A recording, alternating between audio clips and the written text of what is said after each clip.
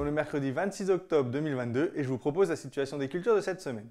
En ce qui concerne les colzas, les stades vont de 6 feuilles pour les colzas les plus en retard à plus de 10 feuilles pour les plus avancés. Donc on observe des colzas très poussants avec les conditions douces et humides actuelles. Donc on a des colzas qui sont vraiment très forts et même les dernières parcelles qui ont levé tard vers le 15 septembre sont maintenant à 6 feuilles. Du coup on sort du risque des altises adultes, des pucerons, donc ce qui est très favorable. En ce qui concerne les larves d'altise, on en observe un petit peu dans certaines parcelles. Pour l'instant, on n'est pas encore à la majorité des éclosions. Ça pourrait arriver dans une dizaine de jours. Donc soyez vigilants, surveillez en ouvrant les limbes ou en réalisant des berlaises.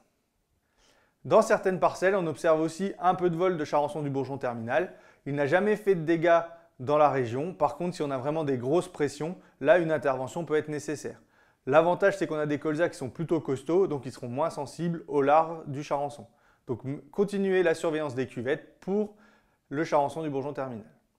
En ce qui concerne les céréales, les stades vont de semis pour les derniers blés derrière les betteraves à 3 feuilles pour les escourgeons les plus avancés.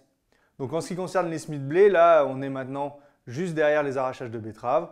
On est dans la période idéale pour semer les variétés qui sont précoces à montaison, comme Grimm ou Celebrity.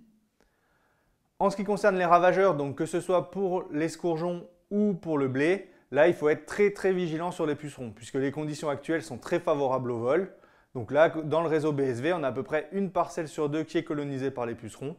Donc soyez très vigilants. Je vous rappelle que le seuil est une présence pendant 10 jours des pucerons ou plus de 10% des pieds porteurs.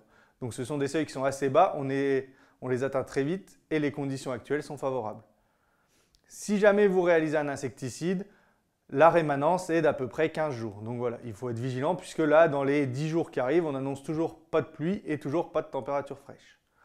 En ce qui concerne les cicadelles, il y a quelques captures, mais on est largement inférieur au seuil de nuisibilité qui est de 30 captures sur une feuille A4 en une semaine. Donc ce n'est pas le ravageur principal, c'est vraiment le puceron.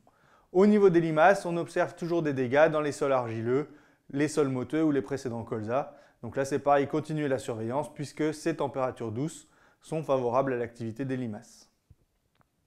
C'est également des bonnes conditions pour réaliser les désherbages. Donc si vous avez déjà réalisé un désherbage de post-semis prélevé et que vous avez prévu d'en faire un deuxième, que le blé est à 1-2 feuilles, on est au stade idéal.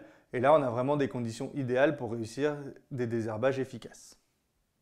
Je vous souhaite une bonne semaine, à la semaine prochaine.